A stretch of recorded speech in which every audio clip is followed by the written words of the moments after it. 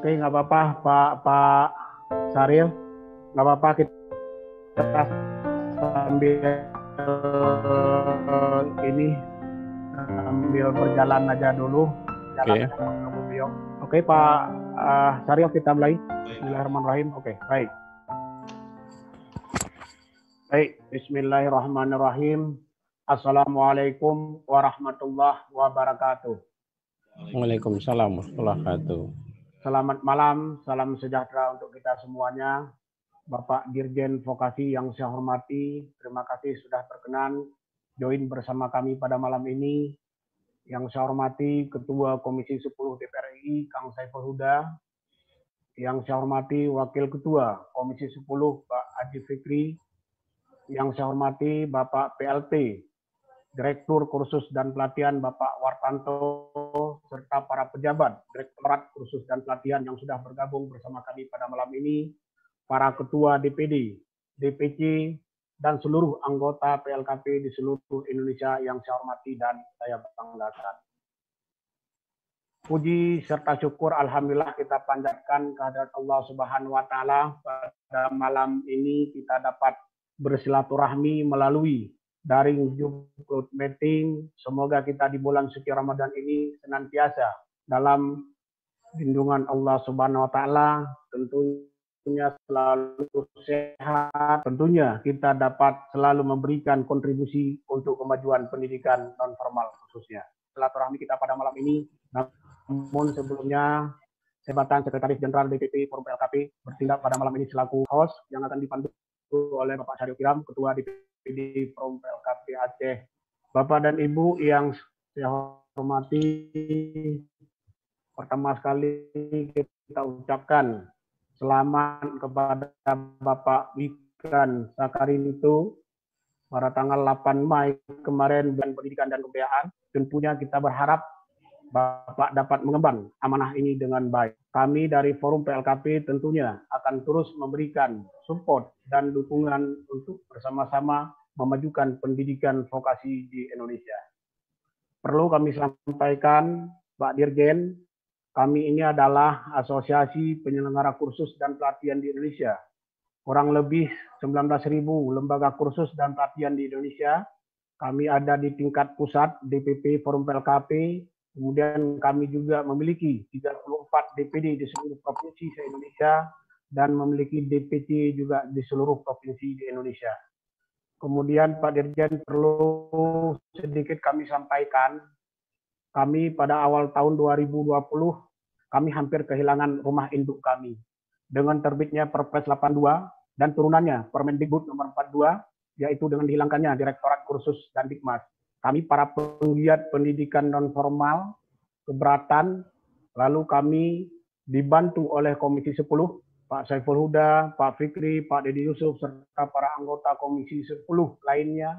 Perjuangan yang panjang, terpaksa kami harus juga melakukan aksi damai, tapi Alhamdulillah setelah rapat dengan Pak Menteri Mas Nadiem, maka pada bulan awal Maret terbitlah Permendikbud nomor 72 tahun 2020, Direktorat Kursus sudah kembali lagi dan berada di bawah Ditjen Vokasi. Sehingga kami tidak merasa lagi Pak Dirjen dianaktirikan. Tentunya ke depan kami bersama-sama dengan Ditjen Vokasi akan terus meningkatkan kualitas LKP termasuk sumber daya manusia. Tentunya kami berharap pada Komisi 10 tetap mengawal dan memberikan gagasan dan masukan kepada kami, baik LKP maupun Direktorat Jenderal Vokasi sebagai mitra kami. Nah, pada malam ini kami mengundang Bapak Dirjen dan Komisi 10 hanya untuk silaturahmi dan saling berbagi informasi. Karena selama pandemi COVID-19 ini, lembaga kursus dan pelatihan sudah pada tutup untuk sementara, pegawai sudah dirumahkan, instruktur para pengajar juga sudah kami rumahkan, bahkan lembaga juga tidak mendapatkan pemasukan. Maka dengan hadirnya Pak Dirjen pada malam ini beserta Komisi 10 pada malam ini, tentu juga ada Pak PLT Direktur, barangkali ini bisa memberikan satu motivasi kepada kami agar kami tetap semangat, tetap melayani masyarakat. Bapak dan Ibu sebelum acara inti, kami persilahkan di ujung sana ada Pak Ketua Umum DPP Forum PLKP Pak Ali Badarudin untuk menyampaikan pengantar kita pada malam yang pertama ini. Kami persilakan. Warahmatullahi wabarakatuh. Waalaikumsalam warahmatullahi wabarakatuh. Alhamdulillahirabbil alamin. Wassalatu wassalamu ala asrobil amir mursalin wa ala alihi ada taqullah wa la tukhati wa la tamutunna illa wa antum muslimun.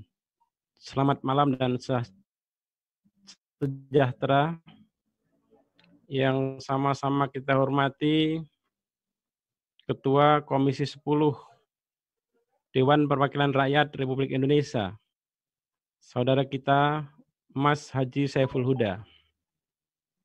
Yang sama-sama kita hormati Dirjen Vokasi Kementerian Kemendikbud Bapak Wikan Sarkinto, Sarjana Teknik MSc PhD.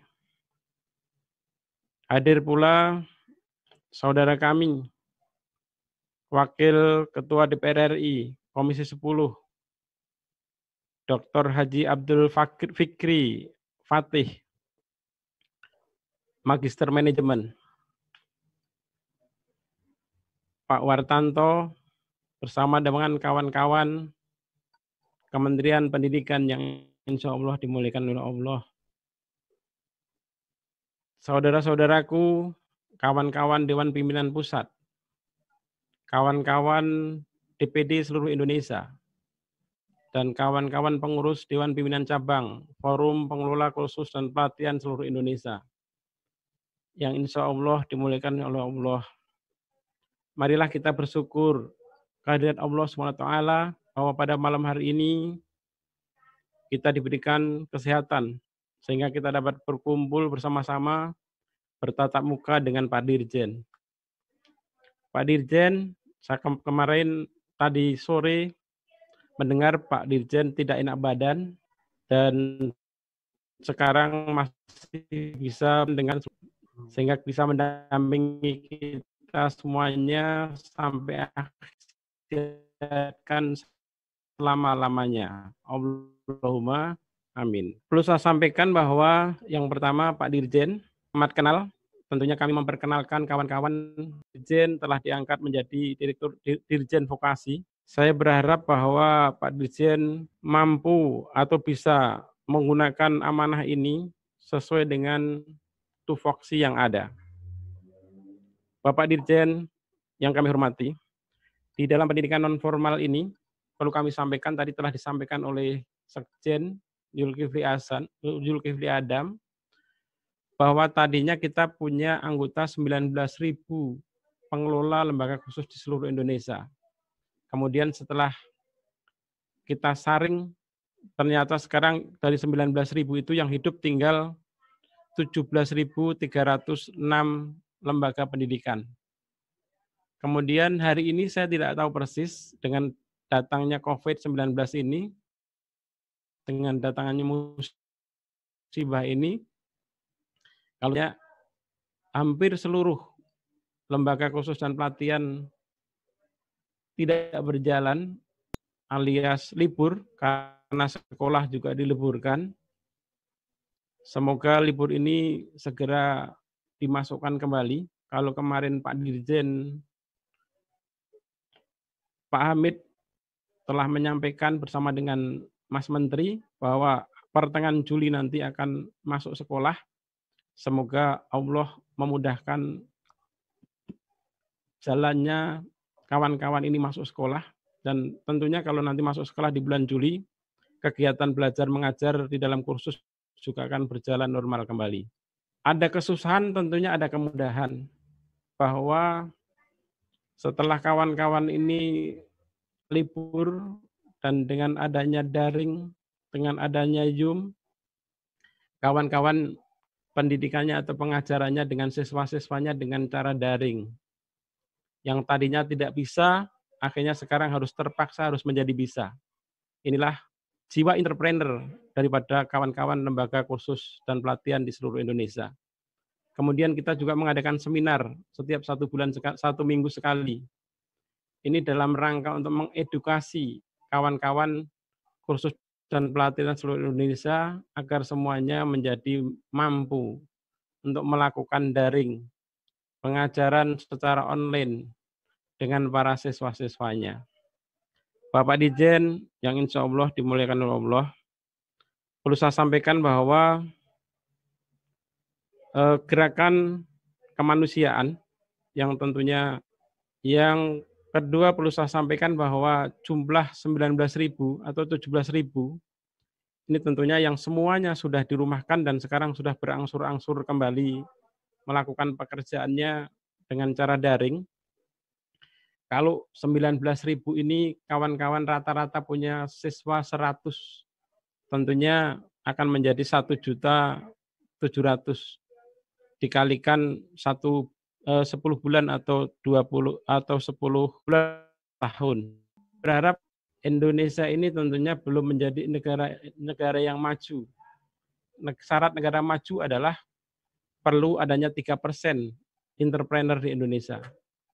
Saya yakin bahwa kawan-kawan entrepreneur di lembaga kursus dan pendidikan ini akan mampu mencetak tenaga-tenaga kerja atau mencetak para pengangguran-pengangguran menjadi kawan-kawan yang produktif.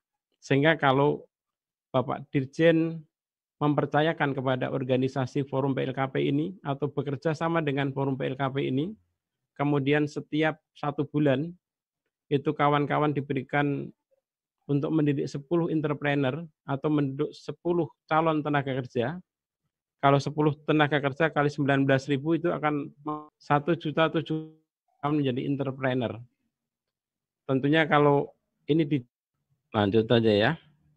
Bapak Dirjen, kami berharap bahwa jadikanlah forum PLKP atau kursus dan pelatihan ini sebagai aset daripada vokasi. Mohon kursus dan pelatihan atau forum PLKP ini digandeng atau dibina, bahkan kerjasama dengan Dirjen Forum Vokasi, sehingga kalau ini menjadi kerjasama yang baik, dibina yang baik, tentunya akan menjadi kekuatan yang luar biasa, menghasilkan tenaga kerja baru yang produktif maupun entrepreneur baru di kemudian hari. Saya kira saya tidak perlu berbicara panjang lebar, tentunya lebih baik kita akan mendengarkan masukan daripada DPR RI, masukan daripada Pak Dirjen, agar waktunya bisa lebih efektif. Katanya ikat cepat, ikan gabus, makin cepat, makin bagus. Sementara itu, yang benar datangnya dari Allah, yang dari Allah itu pasti baik dan benar. Mari kita pakai apabila ada kekurangan dan kesalahan, al-insanu minal khata' wa nisyan. Manusia itu saat tempatnya salah dan lupa lali. Saya sebagai manusia biasa mohon maaf yang sebesarnya. Wassalamualaikum warahmatullahi wabarakatuh. Waalaikumsalam warahmatullahi wabarakatuh. Terima kasih Pak Ketum, Pak Haji Ali Badarudin telah memberikan beberapa masukan maupun pengantar daripada kegiatan kita malam. Kita mulai kepada paparan materi. Jadi kita untuk yang pertama kita berikan dulu kesempatan kepada Pak Fikri selaku Wakil Ketua Komisi 10. Nanti setelah itu beliau nanti akan dilanjutkan paparan dari Pak Dirjen. Kami persilakan Pak Haji Fikri. Assalamualaikum. Jen, Pak Saiful sudah masuk. Oh, sudah ada ya. Oke. Ya, mau apa Pak? Pak Fikri saya langsung aja Pak Fikri dulu nanti setelah itu Pak Saiful udah. Silakan Pak Fikri. Saya dimatikan soalnya itunya. Oh ya. Oke. Ya, baik, selamat datang Pak Ketua Saiful udah. Sudah Pak Jol, Pak Fikri sudah bisa Pak Jol. Oke. Ya udah. Lanjut. Ya, ini ada Pak Ketua, mestinya Pak Ketua aja dulu ya. Assalamualaikum warahmatullahi wabarakatuh. Waalaikumsalam warahmatullahi wabarakatuh. Pak Ketua masih buka bersama ini. Bapak Ibu yang saya hormati, Pak Dirjen, Mas Dirjen, Mas Wikan, kemudian Pak Ali Badarudin, Pak Adam, Ketua, dan teman-teman semuanya dari Lembaga Kursus dan Pelatihan yang saya hormati.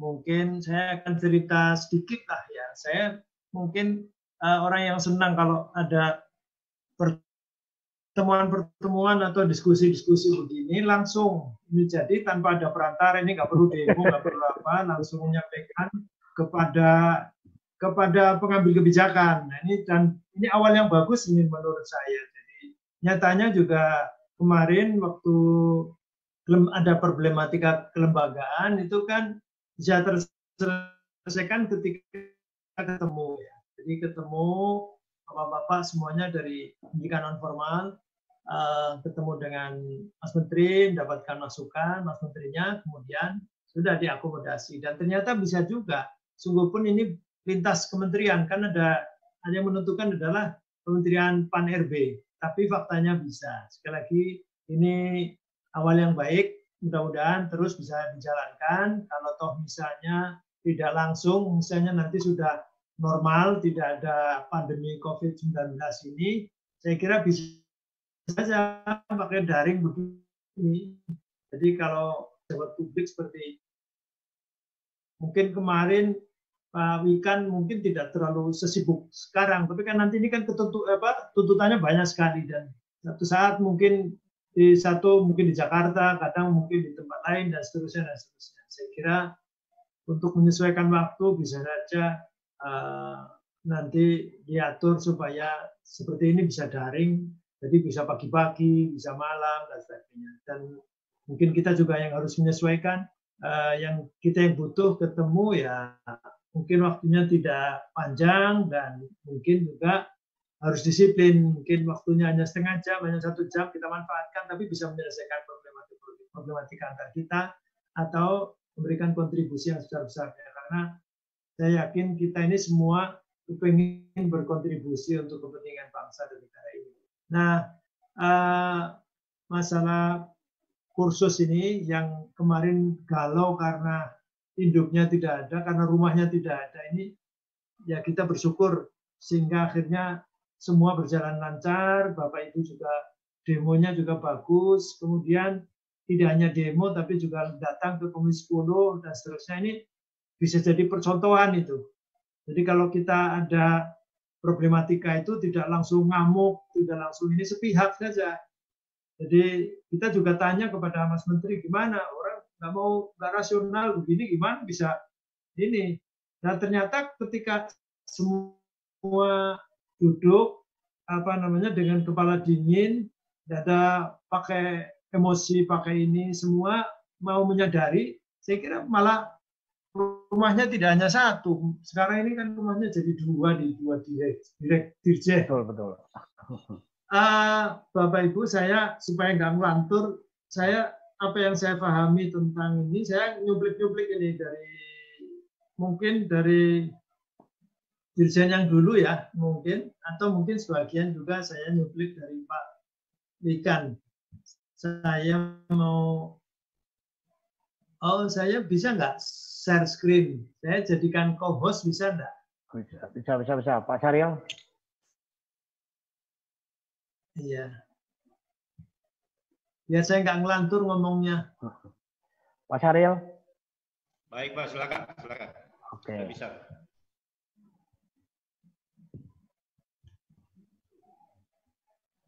Nah, ini sebetulnya bukan pandangan, bukan yang saya kenal tentang lembaga kursus dan pelatihan selama ini, yang saya kira bukan sesuatu yang baru. Makanya kemudian ketika ada yang ini kemarin kan juga mereka mengusahakan supaya menjadi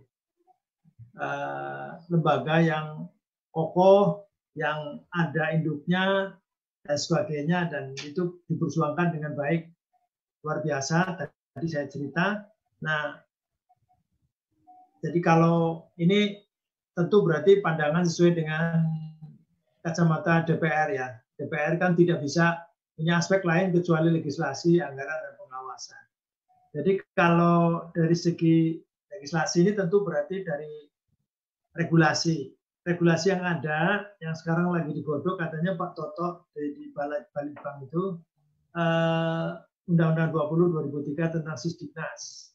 Pasal 26 itu menyebutkan ayat 3, pendidikan non formal meliputi pendidikan kecakapan hidup, pendidikan anak usia dini, pendidikan kepemudaan, pendidikan pemberdayaan perempuan, pendidikan keaksaraan, pendidikan keterampilan dan pelatihan kerja, pendidikan kesetaraan, serta pendidikan lain yang ditujukan untuk mengembangkan kemampuan peserta didik. Kemudian ayat 4-nya, satuan pendidikan non formal terdiri atas lembaga kursus, lembaga pelatihan, kelompok belajar, pusat kegiatan belajar masyarakat, majelis taklim, serta satuan pendidikan yang sejenis.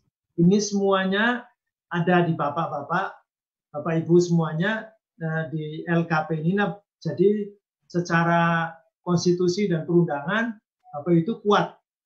Ini semua disebut.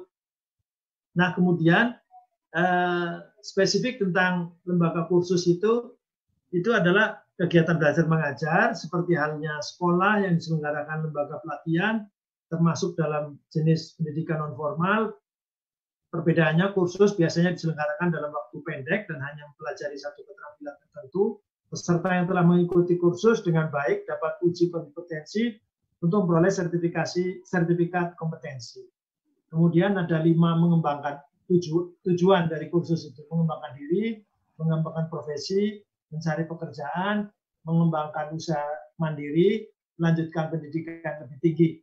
Nah, ini bisa saja begitu, dan tapi yang melanjutkan pendidikan lebih tinggi ini yang kemudian mungkin nanti akan di-match-kan, karena ini kan tentu perlu konsep yang lebih maju. Kalau kemarin mestinya ada multi entry, multi exit, ini belum sepenuhnya. Nanti kemudian katanya sekarang nanti akan ada lebih jelas. Jadi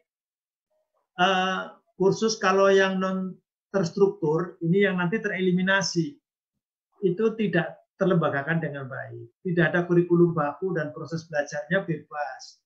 Tidak ada standar lulusan nasional, tidak ada ujian kompetensi. Siapapun boleh melaksanakan. Ini seperti kursus beternak cacing, jangkrik, potong rambut, membuat boneka, dan sebagainya. Ini mestinya berubah menjadi kursus yang terstruktur, pendidikan berkelanjutan, dilaksanakan oleh pendidikan lembaga dengan kriteria khusus dan memiliki izin. Ini jadi kokoh, kurikulum nasional dan proses belajar diatur sehingga ada standar. Dilakukan ujian kompetensi berstandar nasional. Sertifikat memiliki nilai kesetaraan kerja sesuai kerangka kualifikasi nasional Indonesia. Jadi punya kemampuan, tetapi juga punya kewenangan. Jadi ijazahnya itu atau sertifikatnya itu dipakai. Existing nyatanya tadi disebut oleh Pak Ali Badrudin. Ini saya juga, ini kan saya mengutip saja ini ngambil dari Direktorat Pembinaan Kursus. Saya hanya ngopi saja ini. Seperti ini. Jadi faktanya ada yang ada di Dapodik itu sebanyak 16.926 LKP. Kemudian LKP yang terakreditasi A, B, C ada 44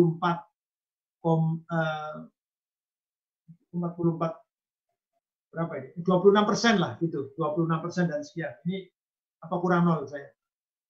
Ini tersebar dari ujung barat sampai ke ujung timur, ada semuanya ini LKP. Ini luar biasa. Artinya berarti ini sudah lama, sudah menyebar dari Indonesia bagian barat sampai Indonesia bagian timur, semuanya ada. Jadi ini tidak bisa kemudian ditinggal begitu saja. Hanya jumlah LKP ini, lembaga kursus pelatihan, per 1 Oktober 2019 banyak tadi dari 16.000 menjadi 8.916. Ini mohon maaf kalau ini saya hanya ngutip saja ini dari kursus Kemendikbud.Go ID. Jumlah tersebut menurun dibanding 2016, yaitu semula 16.000 sekian. Kemudian sejak Februari 2019, hampir 50% atau 8.000 saja dinonaktifkan oleh Dirjen PAUD dan Dikmas. Karena pengelola LKP tidak mengisi Dapodik selama 4 semester atau 2 tahun secara berturut-turut. Nah, ini sehingga daftarnya dihilangkan. Kebijakan penonaktifan berdasarkan pasal 14 Permendikbud nomor 79 tahun 2015 tentang Dapodik. Pasal tersebut mengatur bahwa setiap satuan pendidikan punya tugas melakukan pengisian dan pengiriman data melalui Dapodik dan melakukan pemutakhiran data secara berkala sekurang-kurangnya 1 kali dalam 1 semester. Ini mungkin agak berat, tetapi kalau 2 tahun tidak ada ngisi apa-apa, ini kan juga saya kira ini masih eksis atau tidak. Ini yang perlu saya kira ditertibkan. Saya kira baik-baik saja. Nah ini sasarannya. Jadi ini saya juga ngutip ini. Jadi ngutip ini yang kita ketahui dari lembaga kursus itu seperti apa. Bahwa lembaga kursus itu sudah eksis dan banyak. Kemudian program-program yang sangat dikenal itu pendidikan keterampilan kerja, pendidikan keterampilan wirausaha, uji kompetensi melalui lembaga sertifikasi kompetensi, pembinaan satuan pendidikan penyelenggara kursus dan pelatihan, magang kerja dan wirausaha ini. Kemudian yang bisa ikut itu anak sekolah dan mahasiswa untuk melanjutkan pendidikan juga ada. Jadi juga ikut kursus. Kemudian masyarakat umum yang membutuhkan pengembangan diri juga bisa ikut kursus. Ini jadi spektrumnya lebih luas, ini kursus ini luar biasa. Para pegawai, pengusaha, dan pejabat yang ingin mengembangkan profesi bisa saja. Para lulusan sekolah dan mahasiswa yang ingin memiliki keterampilan untuk usaha mandiri atau bekerja sendiri, mengembangkan entrepreneurship dan seterusnya juga bisa. Ini sasarannya. Kursus dan pelatihan ini luar biasa, sangat bermanfaat dan sangat dibutuhkan oleh masyarakat. Sungguh pun di pandemi COVID tentu berbeda ya. Ada 10 jenis yang di keterampilan paling diminati ini. Ada desain grafis dan multimedia, web application programming, digital marketing, teknik otomotif, kendaraan ringan, fashion design, dan garment industry. Kemudian ada tata kecantikan, rambut, kemudian pengantin, kuliner, bordir dan sulam, kemudian akuntansi, elektronika. Ini yang sudah dikenal oleh masyarakat. Sehingga sekali lagi tidak bisa kemudian disingkirkan begitu saja karena masyarakat sudah paham bahwa kursus itu paham. Jadi kalau ingin mendapatkan keterampilan tertentu maka kursus. Nah, ini program kursus yang dan pelatihan yang ini yang sangat dikenal ini tadi ada ini bentuknya saya mendapatkan ini dari Kemendikbud ini seperti ini. Memberikan bekal pengetahuan, tapi ada syarat-syarat ini. Ada yang sasarannya 50.000 orang, persyaratannya rekomendasi dinas dan seterusnya. Kemudian bahkan peserta didik mendapatkan bantuan sampai pas 500.000 dan seterusnya. Peserta didik mendapat ini indikator keberhasilan menyelesaikan program pelatihan, dapat bekerja di dunia usaha, ada laporan pertanggungjawaban dan sebagainya. Ini luar biasa. Jadi ada kemudian ada lagi program pendidikan kecakapan wirausaha juga. Ini sangat ini yang ada juga ini program uji kompetensi juga seperti ini. Ada apa? Berian bantuan pembiayaan bagi peserta didik, lembaga kursus dan pelatihan atau warga masyarakat yang belajar mandiri untuk mengikuti uji kompetensi sesuai dengan bidang yang dipelajari. Jadi ini program di pemerintah. Jadi ada peluang-peluang dalam lembaga kursus, kemudian pemerintah juga memfasilitasi seperti ini. Nah, ini mudah-mudahan juga nanti barangkali lebih bervariasi, tapi tentu tidak hilang. Ini sebagai fondasi, kemudian harapannya nanti ke depan ini bisa terus dikembangkan. Cuman faktanya, ini saya menjadi sedih ini.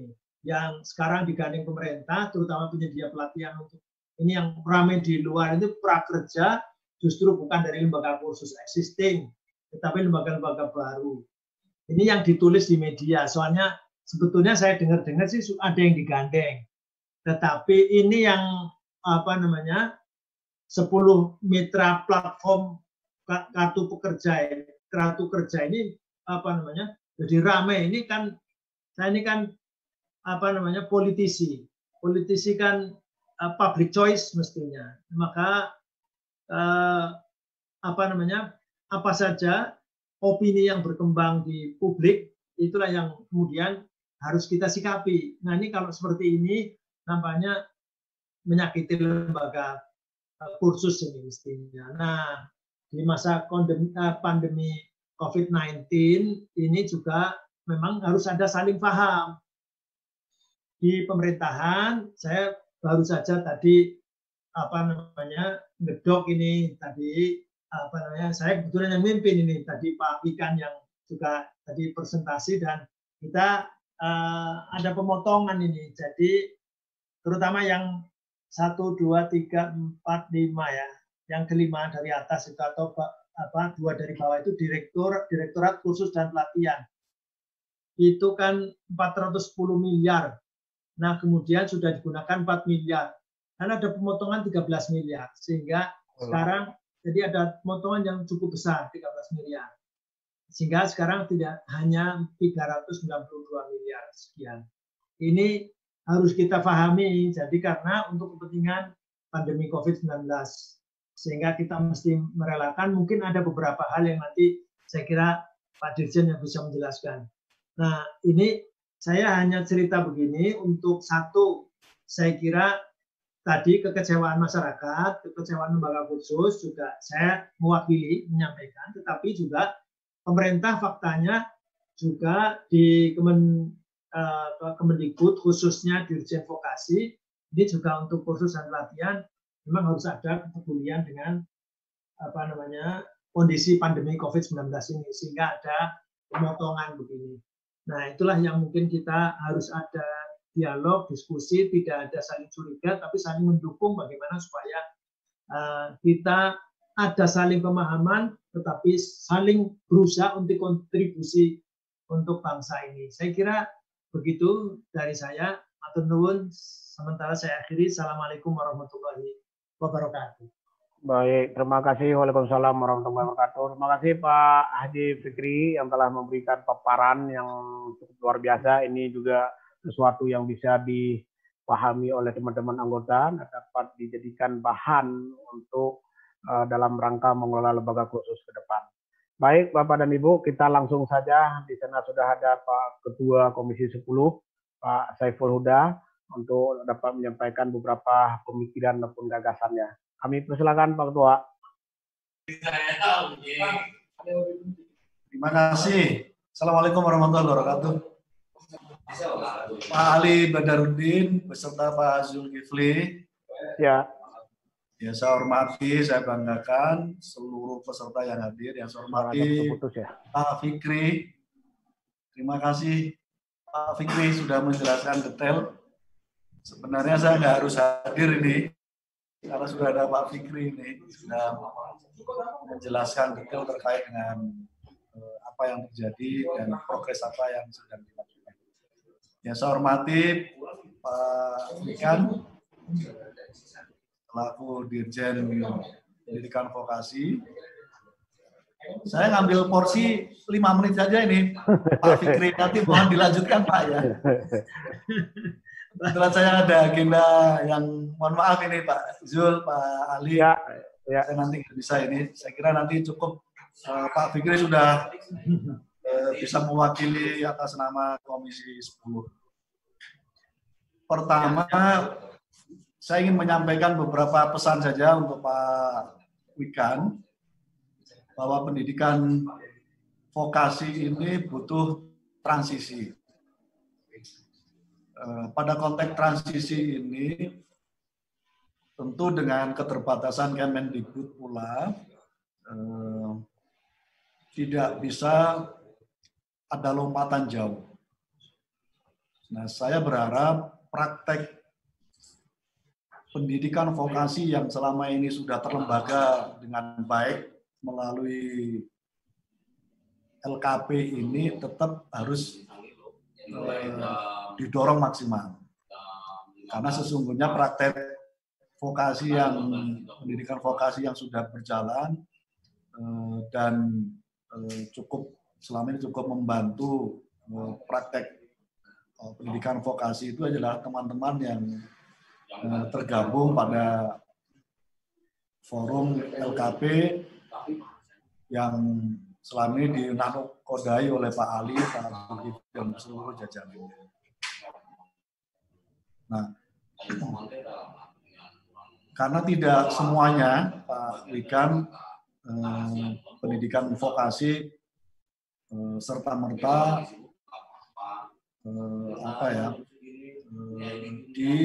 apa yang dikritik oleh Pak Fikri misalnya, tiba-tiba ada lompatan kelembagaan yang sesungguhnya belum pernah melakukan praktek pendidikan vokasi, tiba-tiba diberi ruang yang cukup lebar. Ini kritik keras saya bahwa model yang begini menurut saya tidak cukup baik bagi transisi pendidikan vokasi kita. Yang kedua, saya meyakini banyak praktek yang excellent, yang unggul, yang cukup bagus, yang selama ini sudah dilakukan oleh teman-teman LKP. Bahkan mereka menjadi penolong bagi pendidikan vokasi di beberapa daerah. Ketika masyarakat tidak punya akses untuk mendapatkan pendidikan. Oke, baik. Kelihatannya tidak ini, di telepon tidak nyambung. Kita lanjut aja, Pak Fikri, gimana? Sudah bisa, Oke. Pak. Baik. Sudah. Baik. Sorry ini. Ya, jaringan internet kali. Tua. 1 menit lagi. Jadi sekali lagi Pak Dirjen, Mas Dirjen, kita berharap jalin kolaborasi yang lebih produktif, lebih efektif di masa-masa yang akan datang terkait dengan keberadaan teman-teman KPV. Praktek pendidikan vokasi sudah mereka praktekkan dengan cukup baik selama ini. Ketika ada kekurangan dan seterusnya, tanggung jawab Kemendikbudlah melalui Dirjen Pendidikan Vokasi untuk sama-sama menyempurnakan untuk saya kira itu Pak Zulkifli. Sekali lagi salam teman-teman seluruh Indonesia. Baik. Salam hormat, tetap semangat karena kita punya dirjen baru yang punya semangat baru dan siap untuk berkolaborasi dengan Bapak Ibu sekalian. Baik, terima kasih. Terima kasih, Mas. Baik, makasih Pak Ketua Komisi 10 Pak Saiful Huda telah memberikan beberapa masukan arahan kepada kita sehingga kita terus berharap pada Komisi 10 ini tetap menjadi sinergitas di dalam mengelola sebuah lembaga kursus dan pelatihan ke depan. Baik, untuk selanjutnya kami langsung saja bersambung kepada Pak Dirjen Pak Wikan. Ini beliau yang tadi sore sempat komunikasi dalam keadaan kondisi kurang sehat, tapi beliau tetap menyisihkan waktu untuk bertemu dengan Bapak dan Ibu pada malam yang berbeda ini. Kami persilakan Pak Dirjen, beliau nanti akan sedikit menyampaikan tentang arah dan kebijakan Direktorat Jenderal Vokasi pada tataran khususnya LKP, bagaimana nanti mekanisme ke depan, sejauh mana perannya, karena sekarang ada beberapa direktorat, Direktorat Vokasi inilah direktorat baru, sehingga lembaga kursus ada di bawah beliau, bagaimana nanti arah dan kebijakan ke depan. Kami persilakan Pak Dirjen. Assalamualaikum. Terima kasih. Assalamualaikum warahmatullahi wabarakatuh. Waalaikumsalam. Selamat malam dan salam sejahtera kita semua.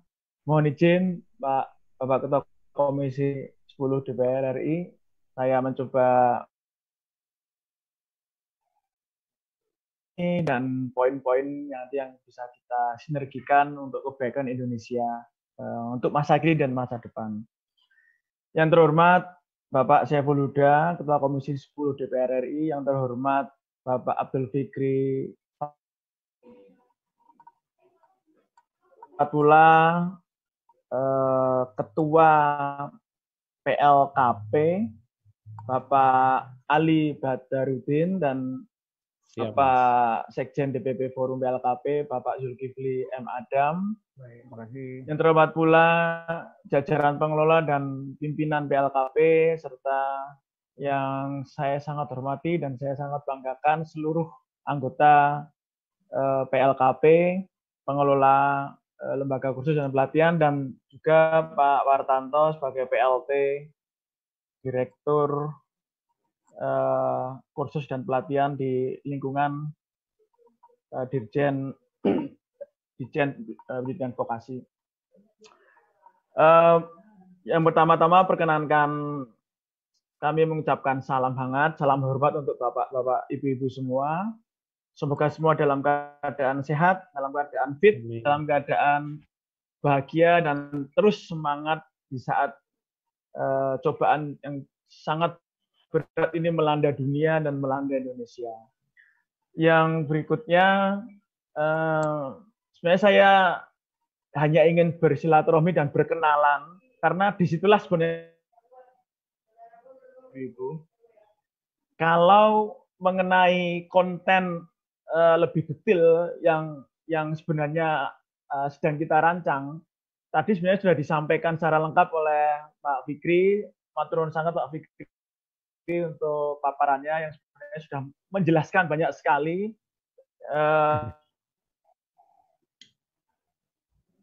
Pendidikan vokasi ini bersinergi dengan teman-teman di PLKP. Sedikit perkenalan, nama saya Wikan Sakarinto. Panggilan saya Wikan. Saat ini saya membantu Mas Menteri, Mas Nadiem Makarim, khususnya untuk pendidikan vokasi. Dan kami bersinergi dengan bekerjasama dengan Pak Wartanto dan Bapak-Bapak Direktur yang lain. Sebelum saya membantu Mas Menteri, sebelumnya saya di Sekolah Vokasi UGM, kebetulan sempat menjadi dekan di Sekolah Vokasi UGM, dan sebelumnya jadi wakil dekan Sekolah Vokasi UGM. Ibu-ibu sudah sangat memahami bahwa saat ini pemerintah sangat concern pada pendidikan vokasi. Dan secara resmi, mungkin next slide sekalian, Pak. Mohon bisa ke next slide. Slide berikutnya. Dan inilah saat ini tim yang dimandatkan atau diamanai untuk mengelola pendidikan vokasi. Nah, untuk memahami apa itu pendidikan vokasi, tadi sudah disampaikan arahan, penjelasan yang sangat komprehensif dari Bapak-Bapak pimpinan Komisi 10, kami terus mohon arahannya, mohon bimbingannya Bapak-Bapak dan sinerginya, bahwa vokasi itu tidak bisa hanya diartikan pendidikan formal, tetapi juga pendidikan non formal yang mungkin lebih menyentuh pada banyak aspek masyarakat dan aspek real masyarakat. Sehingga diterjemahkan di dalam struktur pendidikan tinggi struktur pendidikan vokasi, Dirjen Vokasi, kalau disingkat itu diksi, Bapak Ibu. Diksi. Kalau dikti itu Dirjen Pendidikan Tinggi, nah kalau vokasi itu diksi. Jadi nanti kalau punya band namanya diksi band. Nanti kalau mau ngeband monggo Pak, saya siap nemenin ngeband Pak. Keren. Tapi saya pas-pasan ya. Jadi ada 4 direktorat berada di bawah Dirjen Vokasi, yaitu pertama adalah Direktorat SMK yang paling kiri, dan itu juga sangat-sangat diharapkan menjadi pilarnya SDM unggul Indonesia untuk level menengah dan ahli. Kemudian direktorat berikutnya adalah Direktorat Pendidikan Tinggi, Vokasi dan Profesi. Jadi di bawah direktorat itu mengelola seluruh kampus vokasi. Jadi pendidikan tinggi vokasi, ada sekolah vokasi, ada prodi-prodi G3, G4, dan ada S2 terapan. Kemudian prodi vokasi juga di akademi, sekolah tinggi, dan institut seperti IPB, ITS, dan sebagainya. Sebelum saya yang kuning, ada direktorat yang paling kanan, itu adalah direktorat yang menjahit semuanya, yaitu Direktorat Kemitraan dan Penyelarasan dengan Budi. Disingkat adalah DITMI.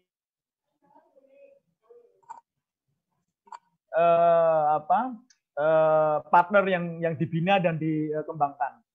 Dan yang kuning, yang di kotak kuning, adalah Direktorat Kursus partner selama periode kami membantu Mas Menteri. Dan masih ada sekretaris Dijen. Nah, saat ini kebetulan untuk sekretaris Dijen itu diisi oleh PLT Set Dirjen, yaitu Pak Wartanto, yang juga kebetulan merangkap sebagai PLT Direktur Kursus dan Pelatihan. Nah, untuk posisi yang lain saat ini juga kami masih baru, yang form itu baru Direktorat SMK. Untuk Direktorat Pendidikan Tinggi Vokasi dan Profesi masih diisi PLT Direktur, kemudian Direktorat Mitras itu dirangkap oleh Direktur SMK. Insya Allah mungkin dalam waktu seminggu 2 minggu tim pimpinan atau tim pengelola di Diksi bisa lengkap, sehingga sebagai kesebelasan kita bisa sudah lengkap, sehingga bisa total football, nanti kita bisa mengembangkan pendidikan vokasi.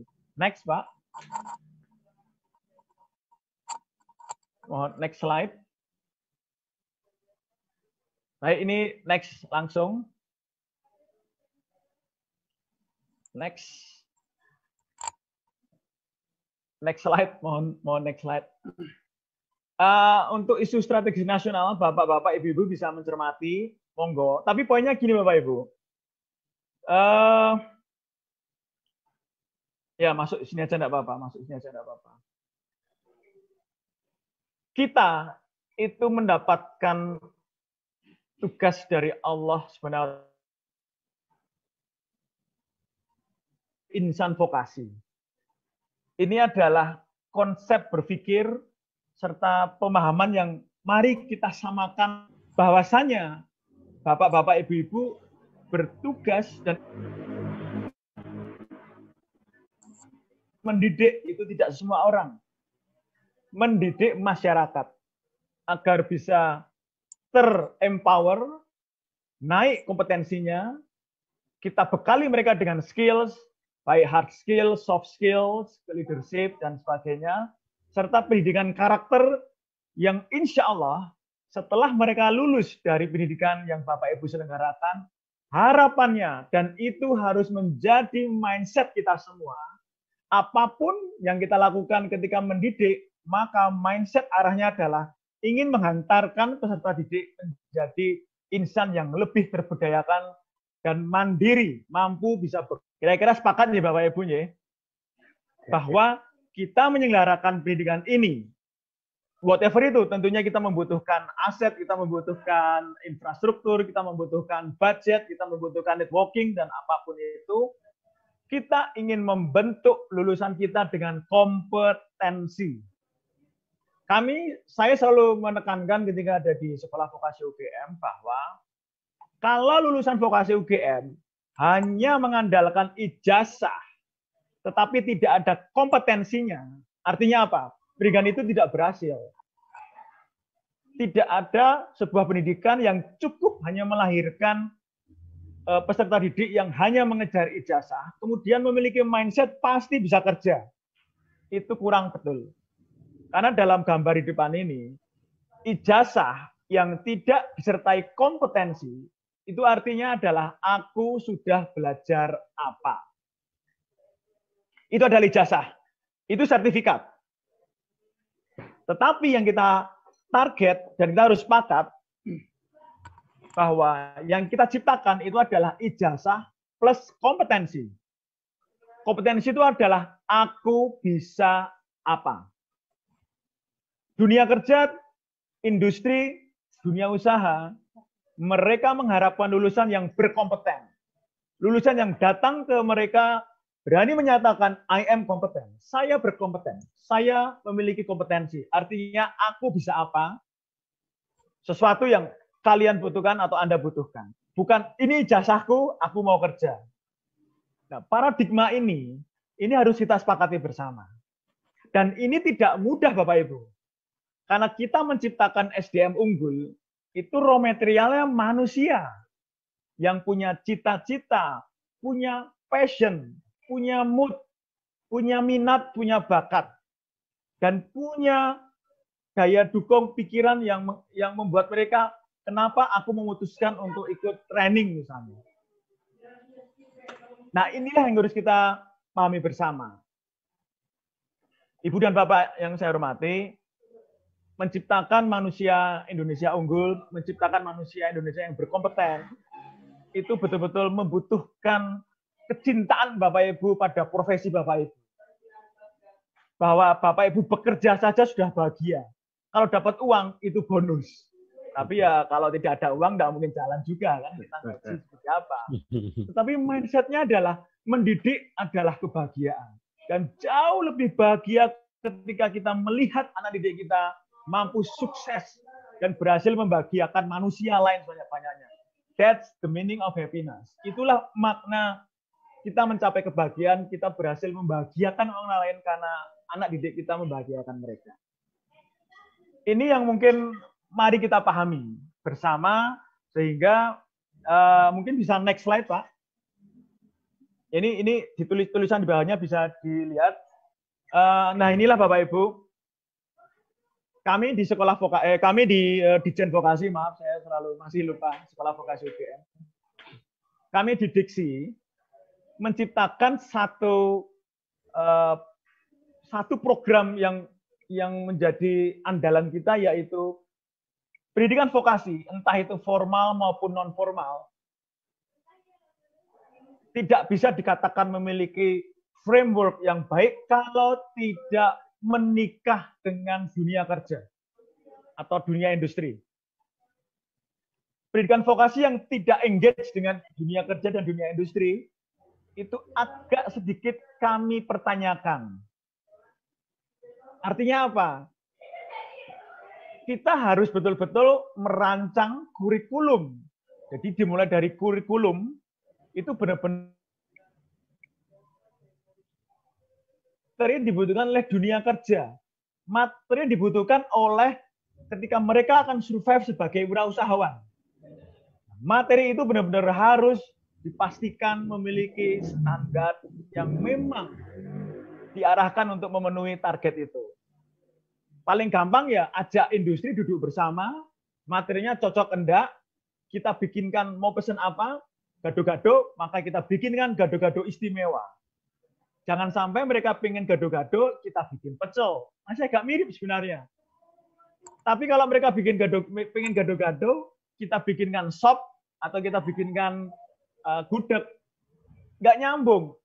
Artinya mereka nggak akan makan, mereka nggak akan serap.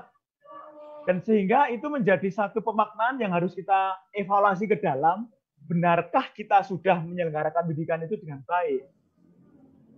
Sekali lagi ini adalah mandat dari Yang Maha Kuasa tentunya ya, karena kita mendidik manusia. Nah, setelah kurikulum, kami di pendidikan formal itu selalu ingin mengajak expert, profesional dari industri untuk ikut mengajar. Artinya apa? Yuk, setelah menunya kita bikin bersama, resepnya kita bikin bersama, ayo dimasak bersama. Jadi yang ngajar itu bukan hanya dari institusi pendidikan, tetapi juga expert dari industri, calon user. Itulah akan menjadi, mohon maaf ini saya minum dulu, soalnya agak tidak enak badan ini. Kalau bahasa Inggrisnya, mohon maaf, my body is not delicious. Mohon maaf, kami lanjutkan. Siap. Jadi setelah menunya dibikin bersama, ayo dimasak bersama. Dari awal, calon user itu sudah mengenal calon pegawainya kalau perlu. Dan pengetahuan praktis dari dunia industri masuk sejak awal di dalam pendidikan kita. Setelah dimasak bersama, kalau di formal itu ada pemagangan. Saya yakin juga di informal pun juga memungkinkan ketika ada pemagangan. Ayo ditaruh di industri dan dibiarin, tidak. Tapi sejak awal dirancang bersama dengan industri, memang anak-anak magang itu adalah melakukan performance yang menguntungkan untuk industri dan dibayar kalau perlu. Setelah ada pemagangan, yang keempat, diambil. Kalau kurikulumnya sudah cocok, dimasak bersama, dicicipin bersama, ya mestinya diserap, diambil, ditarik menjadi staf pegawai di perusahaan mitra Bapak Ibu. Nah, paling tidak itu, paling tidak. Syukur-syukur industri mau memberi bantuan dan sebagainya. Dan inilah yang dinamakan institusi pendidikan menikah dengan industri. Jadi menikah itu tidak hanya tidak hanya kenalan, pacaran, MOU, difoto, masuk koran, setelah itu tidak ada signifikansinya. Itu bukan link and match, tetapi itu link aja. Pacaran, diajak nonton nggak mau, diajak nikah apalagi nggak mau. Nah ini yang kita kembangkan, paradigma ini mari kita kembangkan, dan saya yakin kursus dan pelatihan itu sebenarnya mencakup satu segmen besar dalam rakyat kita, satu segmen besar dalam angkatan kerja kita, yang akan melengkapi pendidikan formal, satu itu, dan kedua akan memberdayakan angkatan kerja yang tidak, atau angkatan pembelajar yang tidak sempat mencicipi pendidikan formal. Sehingga sudah sangat seharusnya kita harus meyakini dan meletakkan harapan pada lembaga kursus dan pelatihan. Tapi we do it right. Mari kita lakukan dengan benar, bermartabat, dengan target yang sebaik-baiknya, dan tentunya dengan kebahagiaan yang tadi saya sampaikan. Nah, untuk ini semua memang dibutuhkan satu upaya agar kita bisa mendapatkan input yang terbaik. Bapak Ibu yang saya hormati, saya mengajar di vokasi mulai dulu awalnya input nggak baik, kemudian berkembang berapa tahun kita pendaftar naik melonjak pesat. Saya merasakan bahwa ketika kita mengajar atau mendidik anak-anak didik yang tidak passion, tidak niat, berat. Saya nggak bilang enak didik anak pinter, enggak. Saya bilang enak didik anak yang passion, punya minat, punya bakat, dan semangat untuk memiliki visi kenapa dia memilih bidang itu untuk dipelajari. Dan inilah tugas Bapak Ibu untuk betul-betul mencari input raw material anak didik Bapak Ibu yang memang memiliki passion. Pun ketika mereka masuk tanpa passion, kembangkanlah passion mereka. Bikin mereka mencintai bidang yang ingin Bapak Ibu ajarkan. Dan ini membutuhkan segenap hati Bapak Ibu. Ini membutuhkan satu perasaan cinta kepada mereka, bahwa mendidik mereka itu adalah sebuah kegembiraan. Mohon next slide.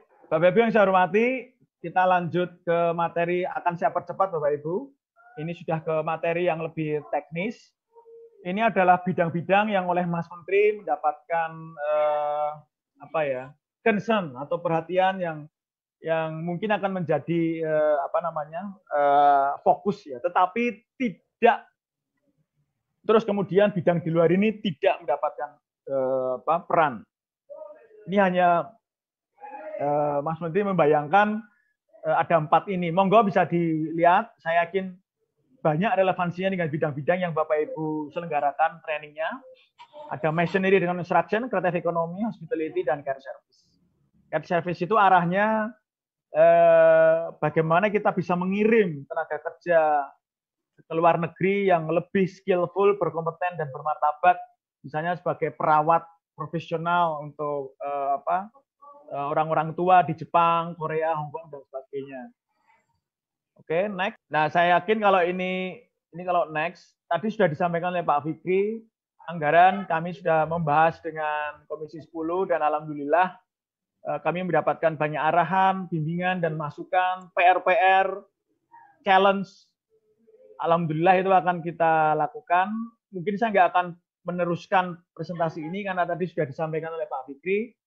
Untuk last but not least, sekali lagi saya berterima kasih sekali dan sangat berbahagia sekali bertemu dengan Ibu dan Bapak semuanya di bawah arahan dan bimbingan Bapak Ibu dari Komisi 10 DPR RI. Yang mahal memang komunikasi. Ya, mari kita kembangkan. Yang mahal dari Indonesia adalah komunikasi yang mungkin itu tidak terjadi. Sehingga terjadi salah paham, salah pemahaman, atau mungkin salah mengartikan. Tapi untuk materi yang bisa saya sampaikan, prinsipnya nanti akan detail dikoordinasi oleh Bapak PLT, Direktur Kursus dan Pelatihan, yang mungkin dalam 2 minggu atau berapa minggu lagi sudah ada direktur yang definitif ya. Amin. Ini monggo ini nanti biar Pak Direktur aja yang menyampaikan. Prinsipnya kami dari Diksi sangat semangat untuk ayo kita bangun Indonesia dengan salah satu pilarnya adalah lembaga kursus dan pelatihan yang berkualitas, bermartabat, dan memiliki visi mendidik yang sebaik-baiknya. Mungkin demikian yang bisa saya sampaikan. Oh ini ada ya ini kalau mau dicermati monggo. Targetnya sekian. Mungkin demikian, nanti kita bisa diskusi saja apabila dibutuhkan. Terima kasih, kurang dan lebihnya saya mohon maaf, dan semoga kita selalu diberi kemudahan dalam lindungannya, sehat di dalam mendidik bangsa ini, dan khususnya please jangan pernah berhenti belajar. Karena kalau manusia itu sudah merasa cukup untuk belajar, itu artinya adalah dia siap meninggal. Demikian, Assalamualaikum warahmatullahi wabarakatuh. Monggo, mari kita saling belajar, saling mengisi, dan saling... Suaranya putus-putus. Terima kasih. Pak Dirjen. Enggak putus-putus. Silakan Jen. Silakan Jen. Pak Dirjen udah. Jen nggak ada suara? Baik, Pak. Makasih Pak Dirjen. Oke, baik Bapak dan Ibu, terima kasih Pak Dirjen yang telah memberikan beberapa arahan maupun masukan bagi kita dalam rangka melakukan implementasi Direktorat Vokasi. Barangkali Pak Dirjen bisa mengisikan waktu sejenak. Kami ada beberapa teman-teman, hanya kami ambil saja per wilayah saja dari Pulau Sumatera, Jawa maupun wilayah Timur, mungkin 3 orang. Barangkali ada yang mau ingin sedikit sharing dengan Pak Dirjen, baik itu mungkin apakah itu masukan maupun ada hal yang mau ditanya. Mengingat karena waktu, kalau kami buka memang ini cukup banyak peserta. Di sini aja ada peserta ada 352. Kami dari pulau ngambil hanya per wilayah saja. Nah, kami mulai dulu dari Pulau Jawa. Ini sudah ada yang dari Pulau Jawa. Siapa ini? Ada di sini Pak Arvinus. Assalamualaikum. Salam. Ada? Oke, baik Pak Arvinus, silakan. Baik, terima kasih. Terima kasih Pak Sekjen. Bismillahirrahmanirrahim.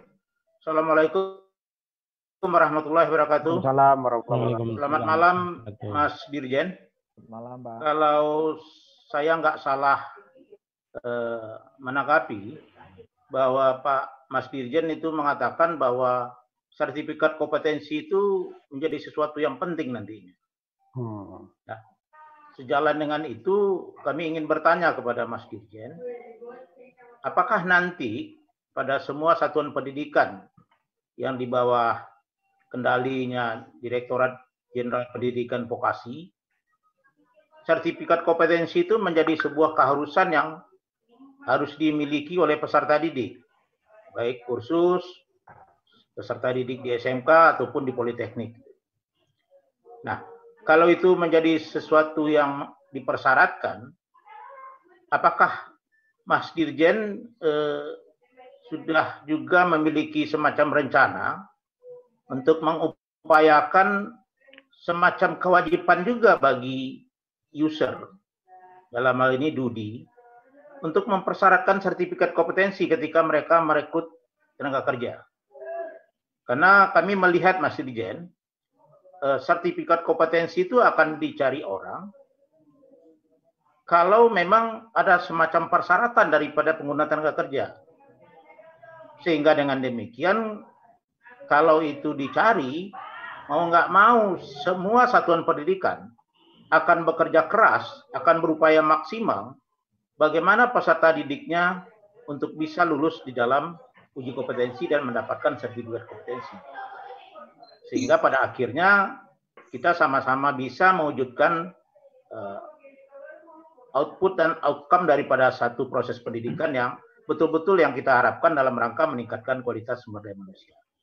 Yang kedua, mungkin ini ada kaitannya, apakah ini berkaitan juga dengan tupoksi daripada Direktorat Kemitraan dan Keselarasan. Kalau iya, seperti apa koordinasi, sinkronisasi, dan sinerginya. Mungkin itu saja, Mas Dirjen. Mohon maaf kalau kurang berkenan. Assalamualaikum warahmatullahi wabarakatuh. Waalaikumsalam, makasih. Oke, langsung aja Pak Dirjen ditanggapi yang dari Pak Arvinus. Beliau ini dari DPD DKI, Pak. Oh, Pak Arvinus. Ya, Pak. Ya, Mas. Terima kasih atas masukannya dan pertanyaannya. Tadi sebenarnya pada paparan memang tertulisnya adalah ijazah dan sertifikat kompetensi ya, tadi waktu paparan. Tapi sebenarnya malam ini kan targetnya adalah silaturahmi ya. Saya ingin menyamakan apa ya? Saya ingin kita dekat secara person, kita dekat secara teman. Kita juga bisa nanti main tenis bareng, nyanyi bareng gitu. Siap. Kebetulan saya YouTuber Bapak Ibu. Kalau ketemu saya di YouTube itu ada, saya YouTuber, vlogger. Jadi untuk malam ini sebenarnya saya targetnya ingin berkenalan, kemudian menyampaikan gagasan yang ya serius sih, tapi jangan terus kemudian nanti kayak apa ya, ini menjadi satu instruksi yang tapi anyway, karena tadi sudah terpaparkan, maka saya harus menyampaikan penjelasan. Maksud saya lebih pada kita harus sepakat bahwa yang kita hasilkan adalah ijazah atau sertifikat dari Bapak Ibu yang keluarkan, tapi diikuti oleh kompetensi. Itu aja dulu. Mindset itu dulu. Apa ya, kerengket itu dulu, bahasa Jawanya itu kerengket. Niat luhur nawaitunya memang kita ingin mendidik mereka untuk menjadi berdaya, powerful dan terempower karena kompetensinya. Itu dulu. Nah, untuk mengukur kompetensi itu memang akan menjadi lebih ideal ketika mereka ikut uji kompetensi dan lulus mendapatkan usaha dan dunia industri. Pak Arvinus, yang saya ngomong Pak Arvinus, pun di pendidikan formal, di sekolah vokasi UGM sendiri, ada beberapa prodi yang uji sertifikasi kompetensinya itu harganya mahal. Bahkan uang kuliah tunggal pun tidak, uang UKT, SPP UKT itu tidak mampu memenuhi itu. Nah, disinilah tantangannya. Sehingga kalau tadi dipertanyakan wajib ini, ya menjadi sulit kalau itu terus nanti menjadi wajib, kalau tidak terus kemudian akan ada konsekuensi dari semuanya juga membutuhkan dana. Tapi anyway, saya sampaikan, Dudi pun juga mungkin belum terpahamkan dan satu visi dengan kita. Kalau kita menghasilkan sesuatu, kita sertifikasi kompetensi, misalnya LSP, ternyata Dudi nggak mengakui. Nah itu juga apa ya? Visi kita kan nggak tercapai kan. Artinya, ya itu langsung masuk ke tadi pertanyaan berikutnya, yaitu Ditmitras. Ditmitras itu memang nanti targetnya adalah jalan-jalan dan ngobrol sana-sini. Itu adalah tugas Ditmitras, Kemitraan dan Penjelasan Industri. Untuk siapa? Untuk SMK, untuk kampus vokasi, dan juga untuk kursus dan pelatihan. Ditmitras atau Direktorat Kemitraan Penjelasan itu adalah mak comblang. Dia tuh mak comblang, nanti yang dia akan bikin platform pernikahan massal antara dunia pendidikan, termasuk kursus, dengan dunia industri. Di dalam pernikahan itu kan ada proses pacaran, ada proses tunangan, kadang-kadang putus, kadang-kadang nyambung, kayak lagunya Raisa itu ya. Terus menikah dan sebagainya. Nah, itu semua butuh proses. Tapi kalau proses itu dilalui dengan satu keyakinan baik, nah tentunya itu akan menjadi lebih baik, dan lebih baik. Sehingga kalau kembali ke pertanyaan pertama, idealnya iya, sertifikasi kompetensi yang memang diakui oleh Dudi dan dunia kerja. Itu. Tapi kalau diwajibkan, itu senang banget saya mewajibkan. Tapi akan menjadi tantangan berat Dan kalau kita sampai ke peraturan itu tidak tercapai, kan juga akhirnya peraturan itu jadi balik sendiri. Dan ini harus kita bicarakan. Inilah nanti yang kami inginkan. Mari kita terus berkomunikasi, khususnya dengan Direktur Kursus dan Pelatihan. Bagaimana, ayo kita terus perbaiki ini semua menuju satu pernikahan yang paling baik, paling maksimal. Mungkin itu Pak Arvinus yang bisa saya jawab. Mohon maaf, untuk malam ini memang saya targetnya lebih pengen santai. Baik. Terima kasih Pak Dirjen. Mudah-mudahan Pak Arvinus puas ya, ini disampaikan Pak Dirjen bisa dipahami ya barangkali. Nanti tapi kalau masih kurang nanti sambil kita ngeband bareng nanti kita perdalam nanti gitu di panggung. Ya, Pak Dirjen, saya juga kebetulan jadi Ketua Umum Asosiasi Profesi Pendidik dan Praktisi Teknisi Akuntansi, Mas Dirjen. Jadi sudah berupaya juga mengawinkan antara pendidik dengan praktisinya. Ya, gitu. Betul. Bagus sekali Pak Arvinus. Baik. Kita dari Pulau Jawa, kita Pulau Sumatera, Pak Muslim Amir. Dari Riau, Pak Muslim Amir. Baik, terima kasih. Baik, terima kasih. Bisa didengar, Pak Zul? Ya, baik, jelas. Baik, terima kasih atas kesempatan yang diberikan ini. Kalau dari Riau ada pantun dulu, Pak Dirjen. Pergi ke kebun mencari durian, pulangnya pagi sudah keletihan. Terima kasih atas kesempatan yang diberikan, mewakili teman-teman dari Forum Lembaga Kursus dan Pelatihan. Jadi Pak Wikan yang kami banggakan, ya Bapak kami nilai sekarang sebagai orang yang tepat yang telah dipercaya oleh Pak Presiden sebagai Dirjen Vokasi. Amin, mohon bimbingannya. Karena dari rekam digital yang kami dapatkan bahwa Bapak dulu pernah menjabat sebagai Ketua Dewan Pengarah LSP dari P1 Vokasi UGM. Jadi ini memang matching sekali dengan posisi sekarang sebagai Dirjen Vokasi ini. Nah, kami dari organisasi Forum Pengelola Kursus dan Pelatihan bangga dan berharap Bapak dapat membawa LKP ini ke depan menjadi link and match dengan dunia usaha dan dunia industri. Ya, seperti yang kita ketahui bahwa kursus dan pelatihan selama ini hanya bermain di bawah Kementerian Pendidikan saja. Ya, mudah-mudahan di bawah kepemimpinan Bapak, kursus bisa menjaring kerjasama dengan kementerian teknis yang lain. Ya, jadi kalau dulu di kursus ini sesuai dengan pasal-pasal dalam Undang-Undang Sisdiknas itu Pak, hanya sebagai pengganti, penambah, dan pelengkap dalam sistem pendidikan nasional. Ya mudah-mudahan ke depan kursus bisa menjadi alternatif dari pendidikan vokasi, link and match dengan dunia usaha dan dunia industri. Ya kalau saat ini kita lihat data tahun 2019, ada 17.306 kursus dan pelatihan. Ya mulai meredup alias on off yang masih bergantung kepada bansos, sehingga harapan dan target dari direktorat untuk menekan angka pengangguran pun belum tercapai. Karena pertama, acuan standarnya pembelajaran di kursus masih mengacu kepada kurikulum pendidikan, belum mengarah sepenuhnya kepada vokasi. Kemudian pengelola kursus dan instruktur itu belum bersertifikasi, Pak. Jadi sertifikasi dari lembaga sertifikasi yang berlisensi, itu ada LSK atau LSP. Tentu harapan kami ke depan kurikulum kursus bisa disesuaikan dengan kebutuhan dunia usaha, dunia industri. Kemudian adanya anggaran peningkatan mutu untuk para pengelola dan instrukturnya, Pak. Ya, ini kan kita sangat butuhkan sekali karena untuk peningkatan mutu dan para pengelola instruktur dibutuhkan sekali anggaran yang cukup besar dari direktorat. Kemudian perlu adanya harmonisasi tadi Pak antar SMK, LKP, dan perguruan tinggi tentang pendidikan vokasi. Sehingga akan matching dengan lembaga sertifikasi yang ada dan DUDI-nya.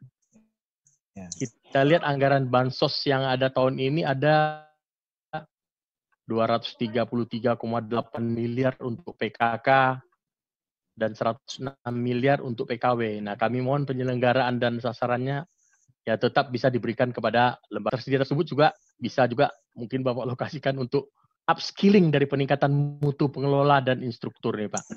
Untuk bisa bekerja sama dengan industri serta adanya bantuan sarana dan prasarana bagi LKP. Itulah yang perlu kami sampaikan kepada Pak Dirjen pada malam ini. Terima kasih atas waktu yang diberikan. Pak Sekjen kami kembalikan dengan pantun juga satu. Ikan emas di dalam kolam, perahu besar hendak berlabuh. Ya, saya tutup dengan salam. Wassalamualaikum warahmatullahi wabarakatuh. Waalaikumsalam warahmatullahi wabarakatuh. Pak Muslim, luar biasa. Ya, Pak Dirjen, kalau saya tanggap apa yang disampaikan Muslim, lebih banyak memberikan masukan-masukan kepada Bapak di dalam hal nanti menahkodai Direktorat Jenderal Vokasi. Barangkali Bapak ingin menanggapi masukan-masukan dari Pak Ketua DPD Forum LKP Provinsi Riau tadi, Pak. Silakan, Pak Dirjen. Ya, terima kasih. Sepakat, Pak. Sepakat tadi yang kurikulum itu memang sebaiknya udah deh, kita nggak usah apa ya. Mungkin nanti Pak Wartanto bisa menambahkan penjelasannya. Ya.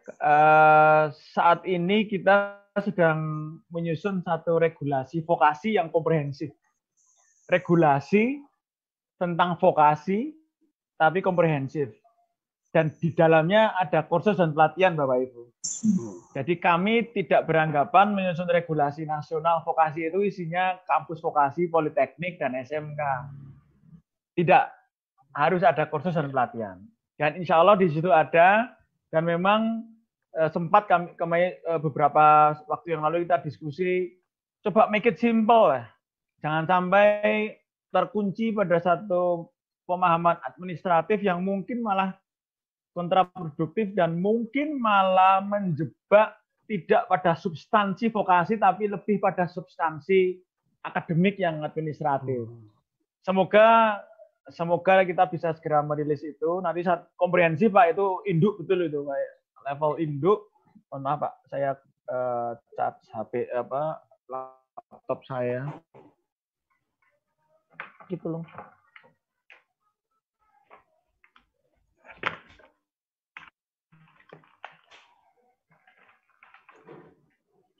Pak. Itu yang pertama, Pak. Kemudian yang kedua, setelah nanti regulasi itu jadi dan ya evaluasi akreditasi juga kita bikin yang lebih simpel dan substantif. Yang kedua memang PR kurikulum, itu kurikulum harus benar-benar tidak kaku. Ada gangguan sinyal, Pak Dirjen.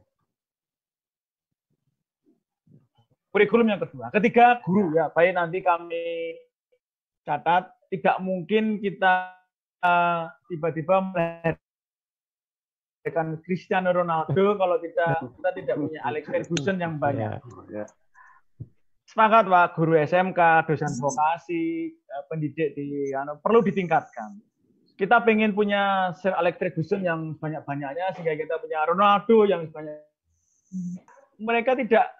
Yang keempat, dan tadi pertanyaannya mungkin yang bisa jawab Pak Wartanto nanti yang lebih paham bagaimana menurunkan menjadi program kerja. Prinsipnya ya ini ada dana. Ayo kita manfaatkan dengan bahwa kita diamanai untuk mendidik anak-anak bangsa ini dengan dana itu. Mungkin itu Pak, yang tadi pertanyaannya itu ya kira-kira ya. Ya, baik, nanti sama Pak Wartanto ya. Cincin berlian untuk kekasih, cukup sekian, terima kasih. Oke, Pak Wartanto, Pak Direktur Khusus mau menambah kali Pak. Halo Pak Wartanto. Oke, baik. Oke, baik Pak Wartanto. Oke, Pak Bapak dan Ibu sekalian, dihormati. Jadi ada beberapa pertanyaan ini yang kayaknya memang sesuatu yang dari dulu ya Pak ya. Yaitu bantuan cerdas bagi LKP, ya kan? Bantuan sosial bagi peserta didik. Nah, Bapak dan Ibu sekalian, untuk bantuan cerdas bagi LKP ini memang tahun ini belum ada. Gitu. Tapi untuk bantuan pemerintah berupa kalau dulu bansos, untuk peserta didik mengalami penurunan, tapi unit cost-nya melalui peningkatan 100%. Kalau dulu per peserta didik kan di bawah 2 juta, 1,5, 1,7. Sekarang 4 juta, tapi tergantung dari jenis keterampilannya. Gitu. Jadi ditingkatkan dan ke depan memang harus ditingkatkan unit cost-nya. Nah, kalau tadi terkait dengan Sahabat memang belum pemerintah belum bisa memberikan dukungan nota Jabras. Persoalannya Bapak Ibu sekalian, dukungan Satpas ini, banyak juga lembaga-lembaga kursus itu kan milik individu, yaitu persoalannya. Tapi kalau yang ini sekolahan itu kan yayasan dan badan hukum. Ini kan milik individu yang dipersoalan. Tapi kalau Satpas yang dulu sifatnya untuk meningkatkan supaya sampai standar nasional dimungkinkan. Katakan memberikan komputer 10, 15 itu masih dimungkinkan. Tapi kalau sampai membangun gedung gitu, padahal fasilitasnya milik pribadi itu masih belum boleh oleh Dirjen Anggaran. Kita coba. Baik. Ya, makasih. Baik, makasih Pak Wartanto. Baik Pak, kalau tadi ada dari Sumatera, kita juga mengintel daerah timur Pak. Di sana sudah ada Ketua DPD Forum PLKP Nusa Tenggara Timur NTT, Bu Mary Mesa. Dipersilakan Bu. Selamat malam Pak. Selamat malam Pak Ikan, Bapak Dirjen. Selamat malam Bapak. Salam sejahtera dari Nusa Tenggara Timur untuk kita semua. Terima kasih untuk kesempatan yang diberikan kepada kami di Indonesia Timur. Pak Dirjen, Pak Wikan, saya ingin menanyakan satu hal menyangkut fungsi dari Dirjen Vokasi, Pak. Jadi saya membaca bahwa salah satu fungsi dari Dirjen Vokasi itu adalah merumuskan kebijakan di bidang pendidikan vokasi, pendidikan kejuruan, dan juga pendidikan keterampilan dan pelatihan kerja, Pak. Nah, dari ketiga bidang ini, bidang pendidikan keterampilan dan pelatihan adalah bidang yang bersentuhan langsung dengan program pemerintah saat ini, Pak, yaitu pelaksanaan Kartu Prakerja yang menyasar 5,6 juta masyarakat. Nah, Pak, mohon maaf, apakah dalam perumusan kebijakan, Bapak mungkin telah merumuskan untuk melibatkan belasan ribu lembaga pelatihan yang mengantongi izin dari Dinas Pendidikan ini, Pak? Mengingat jumlah ini sangat jauh lebih besar dari lembaga pelatihan yang mengantongi izin dari Dinas Tenaga Kerja maupun dari dinas-dinas lainnya, Pak. Mohon izin kalau yang saya tahu informasi data dari lembaga pelatihan yang mengantongi izin dari Kementerian Dinas Tenaga Kerja itu hanya 4.700 sekian, Pak. Sangat kecil dibandingkan jumlah kita yang mengantongi izin dari Dinas Pendidikan.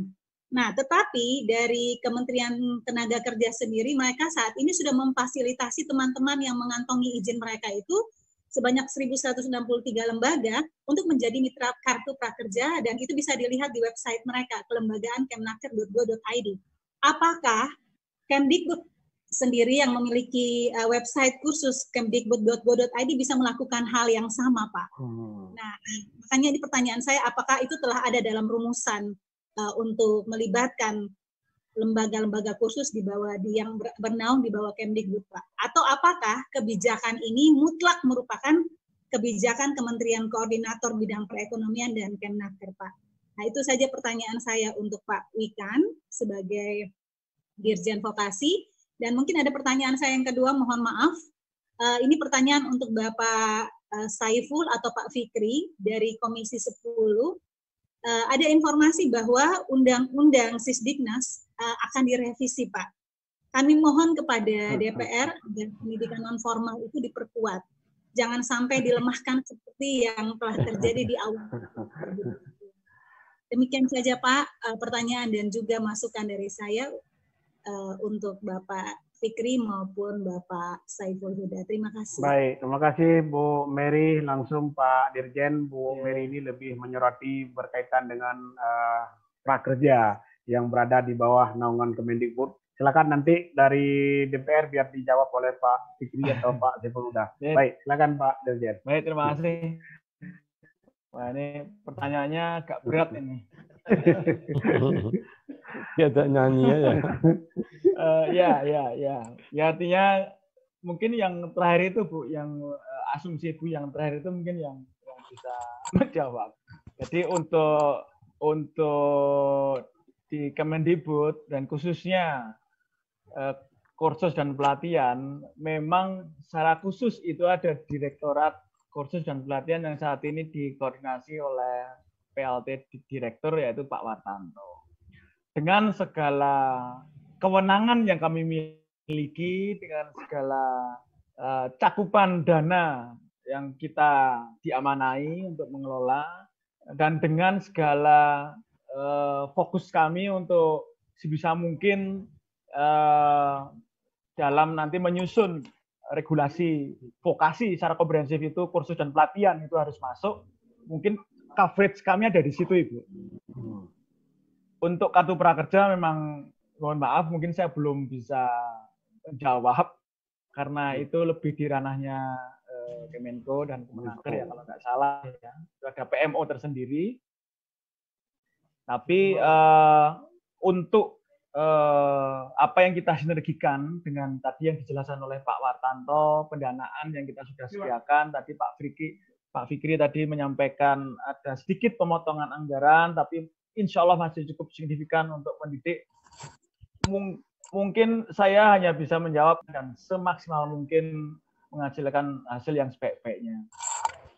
Mungkin itu yang bisa saya sampaikan untuk Ibu. Baik. Mohon maaf bila mungkin tidak terlalu bisa menjawab. Oke. Baik. Terima kasih Pak Dirjen. Barangkali Pak Fikri itu ada pertanyaan dari Nusa Tenggara Timur. Pak Fikri, Assalamualaikum. Masih ada ya? Waalaikumsalam warahmatullahi wabarakatuh. Oh ya. Ya, baik, Mas. Ya, Bu Mary Mesah dari Nusa Tenggara Timur ya. Ya, malam Pak. Informasinya betul dan tadi juga terkonfirmasi antara jam 2, jam 14 sampai jam 16 tadi, jam 16.30 malah selesainya. Kita RDP sesungguhnya formatnya konsinyasi karena tertutup. Jadi tidak terbuka. Jadi rapat ini rapat maraton sampai besok nanti sampai dengan raker dengan Mas Menteri. Itu kita minta paparan juga jadi yang garap adalah Balitbang. Tadi disampaikan oleh Pak Toto bahwa sedang dikerjakan memang revisi Undang-Undang Sisiknas. Kalau di Prolegnas masuk sudah, cuma memang kemarin diskusinya apakah menjadi inisiatif DPR atau menjadi inisiatif pemerintah, yang itu akhirnya karena dibalik ternyata menjadi inisiatif pemerintah. Agak kecewa sebetulnya karena banyak hal yang kita angan-angankan, banyak poin yang akan kita masukkan. Karena itu kan undang-undang tahun 2003, sekarang 2020, jadi sudah 17 tahun. Banyak hal yang mungkin tidak relevan, perlu diperbaiki atau ditambah, disesuaikan dengan kondisi sekarang. Ya. Nah, hanya kemudian karena tidak tahu diskusinya di Badan Legislasi, lantas ini menjadi inisiatif pemerintah. Tapi kita akan memantau terus, Bu. Nanti kalau ada masukan-masukan silakan. Tetapi memang kita belum tahu yang akan direvisi apa saja. Jadi kita tadi salah satu hasil atau poin lapsingnya adalah meminta kepada Kementerian Pendidikan dan Kebudayaan dalam hal ini Balitbang untuk segera mempresentasikan hasil atau progres pembicaraan atau pembahasan tentang revisi Undang-Undang 20/2003 tentang diskusi sebelumnya itu poin itu muncul karena bahwa di luaran ramenya itu kan, jadi politik ini kan tadi saya bilang public choice, jadi kita mengikuti opini publik. Opini publiknya itu meramaikan bahwa dosen, kemudian juga tutor, terus guru itu malah diaturnya di Undang-Undang Cipta Lapangan Kerja. Nah ini makanya kita nggak setuju sebetulnya. Andaikan sudah dibahas ya sudah, gimana lagi. Nanti kita hanya menguatkan. Jadi nanti kan undang-undang ini nanti harus mengatur semua hal yang terkait dengan pendidikan, termasuk pendidikan non formal. Karena pendidikan non formal juga sudah ada. Tadi saya mengkuat itu kan Undang-Undang 20/2003 itu pasal 26 tentang pendidikan non formal yang menyebut tentang jadi keabsahan Bapak Ibu di lembaga kursus dan pelatihan itu sangat legal dan dilindungi undang-undang. Nah, cuma memang saya tidak bisa terus terang, belum bisa bicara, hanya membenarkan saja bahwa mau direvisi, ya sudah masuk ke prolegnas betul, Kami belum presentasi karena ini menjadi inisiatif pemerintah. Kalau mereka nanti sudah presentasi, nanti mungkin ditarik lagi untuk kemudian dimatangkan. Kemudian nanti ada surprise biasanya, surat presiden penunjukan kementerian-kementerian mana saja yang diberi otoritas atau kewenangan untuk membahas bersama DPR. Jadi ini harus dua belah pihak karena ada beberapa undang-undang yang sampai sekarang periode ke periode tidak jadi-jadi itu karena kadang bisa DPR, bisa juga eksekutif memang tidak datang. Jadi karena tidak membahas ya sudah nggak bisa jadi. Makanya nggak bisa jadi. Makanya ini nanti karena ini untuk kepentingan kita bersama, Undang-Undang Sisdiknas kita kawal Bu. Nanti ibu bapak yang di pendidikan non formal lebih paham tentang kondisi lapangan pendidikan non formal, ya tentang kursus, tentang pelatihan, berilah masukan sebesar-besarnya supaya nanti dimasukkan di undang-undang ini menjadi proporsional dan melindungi Bapak Ibu. Saya kira begitu, tidak membatasi. Baik, terima kasih Pak Fikri, luar biasa. Ya, insya Allah nanti dari Komisi 10 akan membantu memperkuat pendidikan non formal. Lagi yang terakhir ini, kalau nggak dikasih kesempatan ini orang ini bisa merdeka Pak dari ambil. Sudah WA saya minta kesempatan kami dari Maluku. Satu lagi terakhir kami persilakan Bu Ini. Assalamualaikum wabarakatuh. Waalaikumsalam warahmatullahi wabarakatuh. Buat Pak Wikan yang kami banggakan, selamat atas pengangkatannya sebagai Dirjen dan mudah-mudahan bisa bekerja sama dengan kita, bisa dan kami pun tidak akan mengecewakan Bapak untuk itu. Buat Pak Wartanto, ketemu kembali, senang bisa ketemu, bisa melihat kembali wajahnya Bapak, bisa bercakap-cakap dengan Bapak. Buat Pak Saiful Huda, Pak Fikri, yang saya hormati. Saya Nur Ija Pak dari Ambon. Dengar mudah-mudahan Bapak cepat sembuh ya Pak ya. Dengar-dengar kemarin Pak Wikan sakit, mudah-mudahan cepat sembuh. Sebenarnya banyak hal nih yang saya mau tanyakan Pak. Tapi tadi Bapak sudah sampaikan bahwa kita mungkin lebih banyak santai dulu. Mungkin mudah-mudahan ada kesempatan buat kita bertanya, berdiskusi lebih banyak dan bertanya lebih banyak tentang banyak hal karena permasalahan di lembaga kursus dan pelatihan itu sangat kompleks Pak. Mungkin yang ingin saya pertanyakan hal yang sekarang ini lagi terus terang lagi membuat teman-teman di lembaga kursus dan pelatihan ini lagi gundah gulana. Mengingat dengan COVID-19 ini Pak. Nah kita lembaga kursus dan pelatihan ini banyak yang sudah akhirnya tidak melaksanakan kegiatan sudah 1 bulan lebih. Apalagi kalau kita di Ambon Pak, mulai dari gempa kemarin itu udah mulai banyak yang tidak terlalu aktif. Ya gempa-gempa yang saling susul-menyusul dan akhirnya dilanjutkan dengan COVID ini. Jadi sudah mulai memang agak sedikit banyak liburnya jadinya. Nah mungkin yang ingin saya tanyakan berkenaan dengan itu apakah ada program atau apakah ada mungkin bantuan untuk lembaga kursus khususnya untuk pendidik atau staf tenaga kependidikannya. Mengingat bahwa lembaga kursus itu hampir yang betul-betul lembaga kursus yang dia sendiri, bukan yang manajemen tukang bakso, tetapi punya orang-orang yang memang dipekerjakan yang secara profesional. Ini apakah ada bantuan atau apakah ada perhatian sedikit untuk lembaga-lembaga kursus terhadap staf-staf atau mungkin pengajar-pengajarnya dari lembaga kursus itu sendiri? Karena otomatis pemasukan sudah tidak ada nih Pak. Teman-teman banyak yang sudah berteriak juga nih, pemasukan sudah tidak ada. Sementara kita harus tetap membayar. Kita punya staf, kita punya staf pengajar maupun staf tenaga kependidikannya. Itu saja mungkin Pak yang saya ingin tanyakan. Makasih. Assalamualaikum warahmatullahi wabarakatuh. Ya, ini pertanyaan berat juga ini Pak Dirjen ini. Oke, monggo. Tapi silakan Pak Dirjen. Kalau tadi Bu Nur Ija yang disampaikan, saya mungkin lebih mengartikan ini masukan saja. Akan kita segera bahas. Ya, nanti kita akan coba bahas dengan Pak Wartanto. Ini bagaimana kita bisa membuat skema untuk bangkit kembali dari COVID ini, dan selama COVID ini bagaimana kita membuat skema-skema yang tetap secara substansi, kualitas itu tetap kita jaga, tapi semua bisa jalan. Untuk itu saya mohon waktu aja Pak Zulkifli, Bapak, Ibu, ini kami tampung. Nanti kami di tim pimpinan akan segera adakan rapat khusus untuk membahas beberapa masukan yang sifatnya memang ini sangat saat ini sekali problemnya, yaitu berhubungan dengan COVID-19. Mungkin ngaten ya Pak Wartanto. Ayo Pak Wartanto mau nambah? Ya, prinsipnya kami tampung dan kami sudah bahas. Jadi mohon maaf Pak, jadi Pak Dirjen mohon maaf.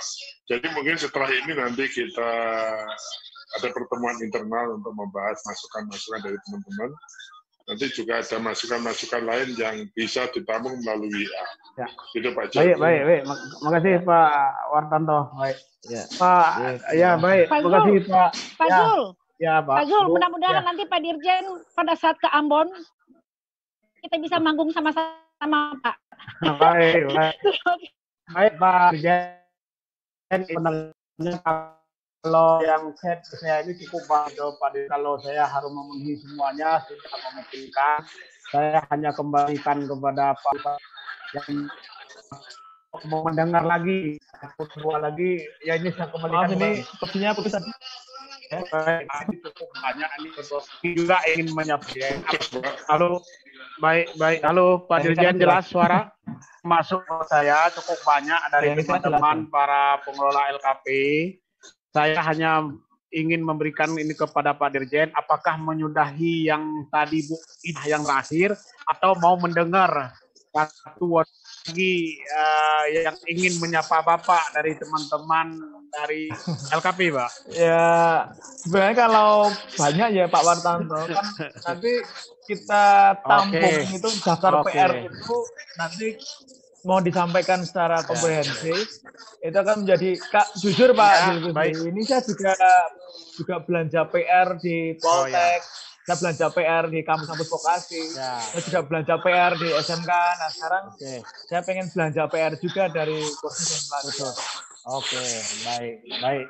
Kalau begitu teman-teman yang lain mohon maaf, bukan tidak mau merekomend. Insya Allah nanti bisa disampaikan saja secara tertulis, disampaikan kepada kami nanti ke DPP. Insya Allah nanti masukan ataupun ada hal-hal yang belum tersampai malam ini nanti bisa disampaikan kepada DPP. DPP nanti akan meneruskan kepada Pak Dirjen dan diteruskan kepada Pak Direktur kursus tentunya.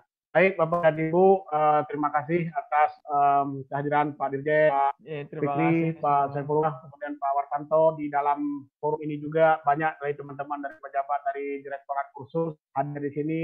Kalau tadi saya sempat melihat ada Pak Kasum, ada Pak Puranto, ada Pak Heri, ada Bu Fikri dan teman-teman yang lain. Semoga teman-teman yang dari jajaran Direktorat Kursus dapat terus membangun sinergi tentunya dengan lembaga kursus dan pelatihan. Kami akhiri pertemuan kita pada malam yang bermulia ini. Kami ucapkan sekali lagi terima kasih. Akhirul kalam. Assalamualaikum warahmatullahi wabarakatuh. Sampai jumpa lagi. Sehat-sehat selalu Bapak Ibu semua. Baik. Mohon maaf bila ada kekurangan. Mari kita nanti perbaiki bersama dan sinergi lebih kuat lagi. Terima kasih Pak Fikri. Terima kasih Pak Pimpinan Komisi 10. Mohon arah bimbingan selalu Pak Fikri. Parang rumiyin. Assalamualaikum warahmatullahi wabarakatuh. Waalaikumsalam. Terima kasih Matur nuwun Mas Mikan. Matur nuwun. Sami-sami Pak.